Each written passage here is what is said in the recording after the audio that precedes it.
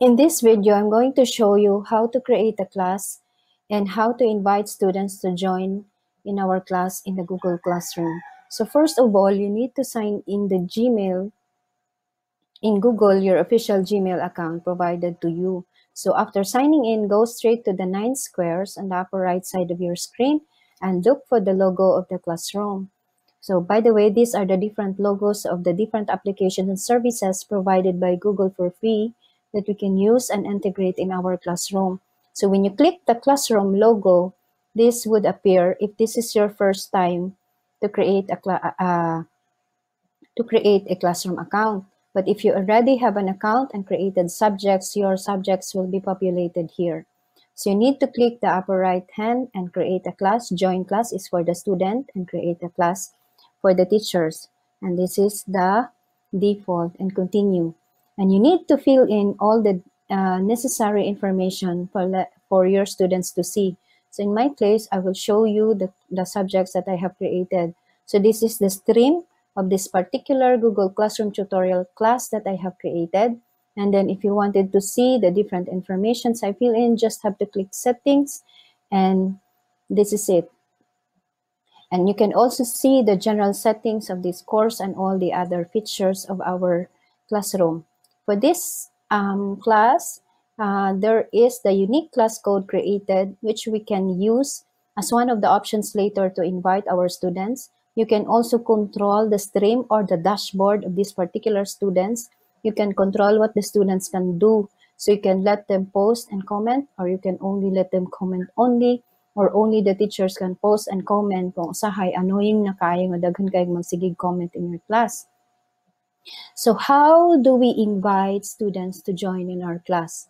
So you go to people and go to students and look for the invite students icon and type in the official Gmail account of the students. Remember, we cannot invite the students using the basic Gmail account because this classroom, this learning management system is being managed by the admin of the university. So when you click the Gmail account of the student, and by the way, the ICTO of thinking of generating the email account of the students through their student ID. So you need to click invite if you know the exact email of your student. And as you can see, these are the different activities you've done. So the invitation, students who have not accepted the invitations will appear as invited, and students who accepted the invitation will be shown directly. So we will see kung yun sa man pag-notify o how are students notified for the invitation. So in their official Gmail, they can receive in their inbox the notification to join in their classroom. So you just have to click join. Google Classroom automatically created the classroom account for them. So all they have to do is join. Wait, this is my account. So all they have to do is join in. There should be a subject that would appear here with a tiny join square box here. But if that particular subject did not come in yet in their classroom, they can click the plus sign, join class, and type in the unique class code, as I have said. So they can type in the unique class code created for this particular subject and click join.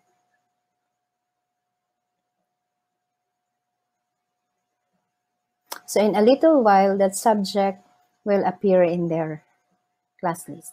Okay? So in their classes, so na siya another subject. So nakasuod na siya.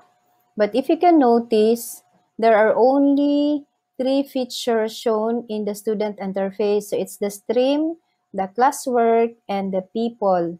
But in the teacher's interface, there are 4.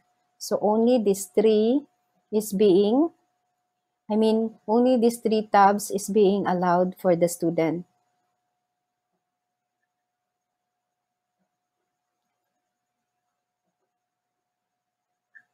What are the different features of our classroom account? So we have the stream, the classwork, the people, and the grades. previously wala ni siya ang grades nga feature, recent na lang ni siya, murag 2019 ra ni na add sa Google ni siya nga feature. So when you go to stream, unsa man ang stream? So mura ni siya dashboard, it looks like a Facebook. Makita nimo diri ang imong interaction and all the activities going on in that particular subject. You can also see the upcoming, unsa may mga juice, unsa may mga dapat nimong buhaton. Okay, what are the different assignments or activities that you have thrown to the students? Pila man kabuok ang ni-turn in, o pila man kabuok ang na-assignan ng mga students. And for the classwork, this is how you can organize all the different resources and materials, the topics on this particular class. So here, when you click create, pwede kang mag-create of assignment, the quiz assignment, the questions assignment, by the way, assignment in essay form, assignment that they can use with the different applications in the Google Suite, the quiz assignment through the use of the Google Forms kani siya, mao na ni siya ang we can create a quiz through the Google Forms. The questions, mao ni siyang asynchronous, mao ni siya discussion board or discussion forum. Well, you can see the different viewpoints of our students and of course the material, mao ni siyang different resources that you can add in your particular subject. And of course, you have the right to reuse that post later on for future subjects.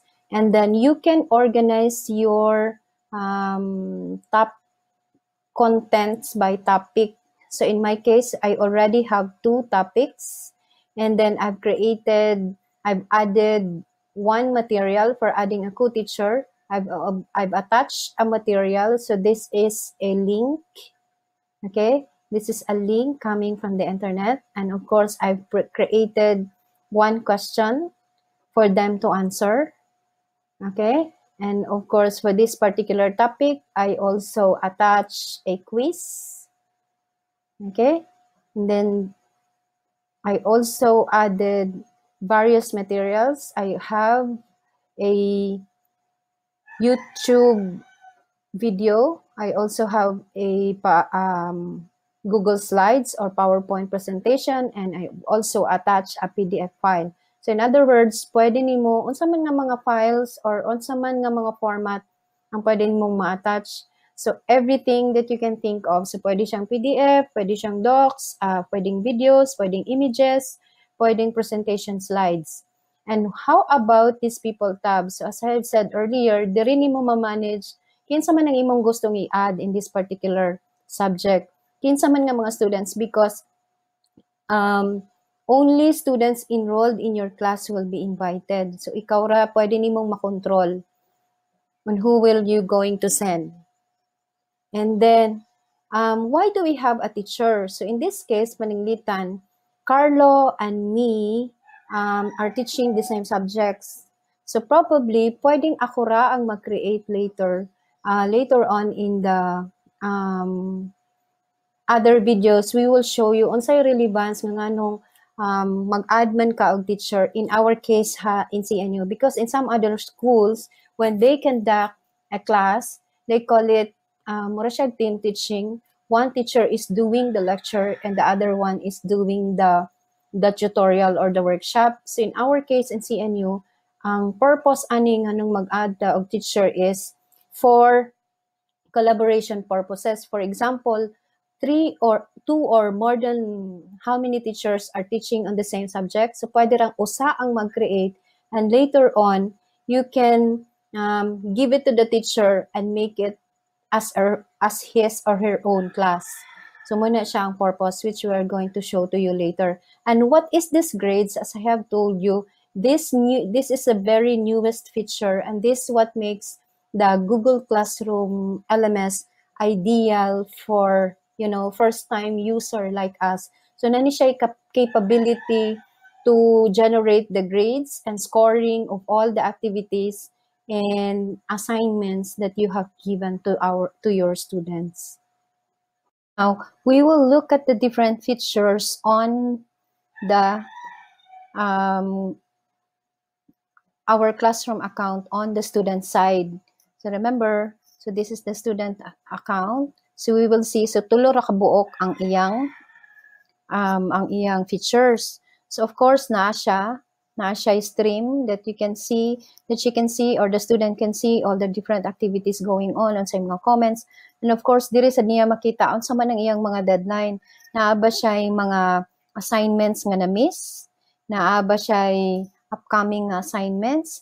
Naa ba siya activities nga na-return na with grades? So diri na niya makita in stream.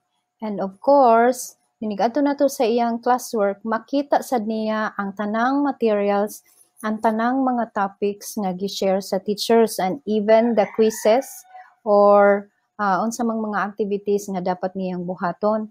And in the people, she can also see kinsa man nga mga teachers ang pwede niyang ma-communicate.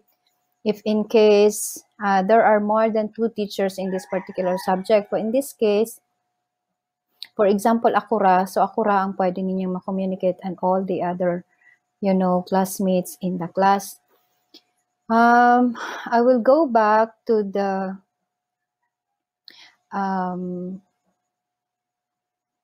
this teacher, adding a teacher feature in the teacher or the teacher account in the Google Classroom. So as I have said, so pwede ni siya nimong, kung paninglitan, mag-share mo in the same subject, so pwede mong mag-share og tanan, pwede mong mag-share og content, the same slides, the same set of quiz, the same set of questions that you can throw to your students. Pero later on, kay imo naman ning buwagon how you are going to do it. So all you have to do is create a copy of that particular subject. So for example, this is the subject, the Google Classroom tutorial. So ako na siyang bahinon, ako na siyang ihatag. I will give this subject to the others, I will give this class to the other teacher who will be teaching with the same subject with me. So ang akong buhaton is, okay, so when we look at the subject, mauna siya. So as in the dashboard or in the stream, wala pa siya yung mga post kay this seems like a new subject gyud siya and all. So in the classwork, as I have said, kay makashare man tag material, so tanan-tanan nga gi-share nako from my original class is also added in this particular subject. Naka-draft lang siya because ikaw may mag-manage. When are you going to post this one? So you have the freedom to have this posted right away. You have it scheduled and you save it as draft. So asa man nimo siya, which subject you are going to add. But by the way, so before na siya nimo ihatag, before na siya nimo i-change, I will give this directly to the other teacher. So I will add Carlo, my other teacher. By the way, so delete na lang na ko siya i-add diri. So I have created already 2 subjects. So nana ni siyang 2 subjects since kang Carlo man ni nga klase. Okay? So for example, kang Carlo ni nga klase niya, kang Carlo sad ni nga mga estudyante. So all I have to do para mapasa ni siya nako nga particular class to Carlo, ako na siyang make Carlo as the class owner.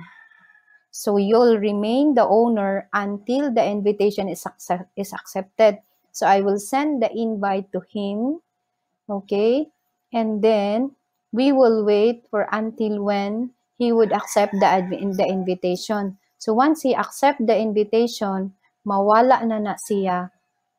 Mawala na kani nga subject in my dashboard. So in the moment, naapa ni siya, pero later on, kung ma-accept na ni na Carlo nga invitation that he becomes the owner, mawala na ni siya mga subject in my classroom. So this time, mauna ni siya nga subject or mauna ni siya nga class ang akong i-manage because this is going to be my class for the subject. So ako na siyang i-edit, so you can personalize. Another reason why we add a co-teacher teacher ramang good ni tawag here in the classroom, but actually, pwede na itong i-add diri ang atong chair or the supervisor in that particular subject. So, pwede niyang ma-manage, makita niya ang atong activities, so what's going on. Makatabang sa dyan nato in a way. For example, we have students that needs intervention. Kaya makakita man siya what are the things going on in our class. And then, another feature DI, before I forgot, another feature DI, nagihatag ani sa classroom nga LMS is the capability to archive a subject. Panangitan na humana ang first semester and then you don't need this subject yet, kay first semester man ni siya i-offer. So all you have to do is imo siyang i-archive. Archive means imo sa siyang hipusan for a while. So na siya separate na storage nga ato sa niya i-store temporarily ang imong mga subjects nga you don't need para ang current ra gyud nimo nga subjects ang imong makita in your dashboard. If in case nga semester na sad, first semester na sad, mabalik na to siya nga subject, so imo ra siyang i-restore. So all you have to do is restore para mabalik na sad siya sa imong dashboard o makontrol na sad siya nimo balik. Okay? And also, one important feature pag UDI, before ko makalimot, is the class drive. Of course, the Google Meet. Okay? The Google Meet is, these are kanang video interactions that you can do with your students. So video, I think sa Google Meet is up to 100 participants as long as kanang member lang sad siya sa imong class. So up to 100 participants, I think 4 hours. Ako lang i-check o balik, but I think it's 100 participants, so 4 hours. So for Google Calendar, pwede sa nimo diri i-organize, pwede nimo diri i-integrate for you and for your students to see kung unsa inyong mga upcoming activities. And one important thing is, remember as I have said, so in this element, so imong i-store tanang data, not just the data of your student, but of course tanang imong materials. So iyatang gitagaan og storage. Remember, the Google Drive storage kay academic man ang atong account, educational account man ang atong gigamit. So gitagaan ta og unlimited nga storage in our Google Drive. So naa niya diri gi-store ang tanang mga activities or tanang mga resources, quizzes that you have given to your students. So for example, I'll go to my other class nga naay mga quiz para makita na to. Okay. Okay, so as you can see, diri niya gi-save ang Google Form quiz nga atong gi-create, even the responses of that particular quiz. So remember, inighimo nimo quiz, so nana siya responses para makita nimo ang score sa mga bata pag-create nimo sa sheets. But don't worry, so this Google Form or activity will be discussed in the later video, in the succeeding videos. So you can see all the responses of your students para sayo na lang kaayo pag validate kung mao ba gyud na siya ang grades nga gihatag, because you still have the chance to validate kung mao ba gyud ni siya nga mga scores ang iyang na generate, ang iyang na kuha in that particular quiz. Unsa pa man. So these are just the very basic features that I have given you here. And then on the succeeding videos, they're going to discuss the Google Drive integration. Vincent and Johan will talk about the Google Drive integration. Carlo will talk about the different activities, and then how we are going to track our students, the progress of our students, and Omar will present to you the recording and monitoring on the admin side.